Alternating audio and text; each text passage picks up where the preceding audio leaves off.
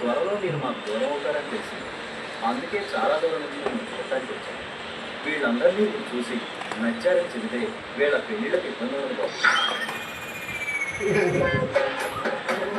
ఆకాశం అమ్మాయి అయితే నీలా ఉంటుందే, నీలా ఉంటుందే. ఈ రంగం చూసి నచ్చిందని చెప్పబట్టే నా మనవరానికి పెళ్ళైంది. ఈ రంగం 10 రోజుల్లో చూస్తుపోతున్నాను. ఆకాశాల సూర్యుడుండడు సందెలేలకే.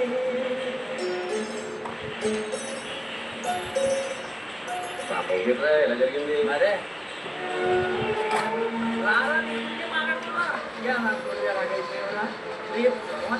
ఈ రోజు భయపడి చచ్చిపోతాం. అలాంటి చావొస్తుందని చెప్పి ఎలా చెప్తున్నారు నువ్వు? నేనే కనుక పొజిషన్లో ఉంటే సూసైడ్ చేసుకుని చచ్చిపోతాం.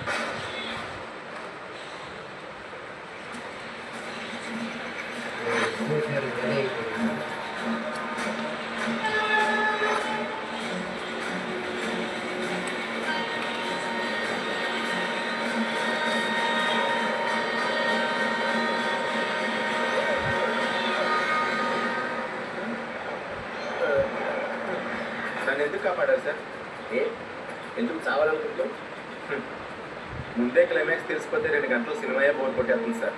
అలాంటి నా జీవితానికి సంబంధించిన క్లైమాక్స్ నాకు ఆల్రెడీ తెలిసిపోయింది. అందుకే చావాలనుకుంటున్నాను. సత్యం ముందు కూడా ఇంత సరదాగా మాట్లాడుతూ ఉంటే నువ్వు చాలా హ్యాపీగా బతుకుంటావు. ఇంతకీ నీ ప్రాబ్లం ఏమిటి? Brain tumour. అవును సార్, 10 రోజుల్లో పోతానన్న బాధ నాకు లేదు. కానీ అందరూ నా మీద సింపతి చూపిస్తూ ప్రతి క్షణం నా చావు నాకు గుర్తు చేస్తున్నారు. అందుకే సార్, చావు నా దగ్గర రాకముందే నేనే చావు దగ్గరికి వెళ్ళిపోవాలనుకుంటున్నాను. ఆ మాత్రం దానికి చచ్చిపోవాలా?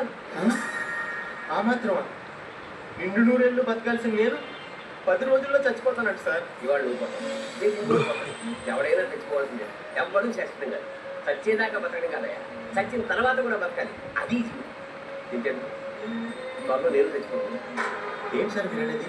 డబ్బు బ్రెత్ ఇంకో నెలలో చచ్చిపోతాను. దానికి నేనే బాధపడి నీలా చచ్చిపోవాలని కూడా అనుకోవట్లేదు. చావు ఎదిరించి పోరాడు. నాకు అంత ధైర్యం లేదు సార్. అలా ఎందుకు? అసలు చావడానికి ఎక్కువ ధైర్యం కావాలి. ఆ ధైర్యం నీకు పుష్కలంగా కావాలి.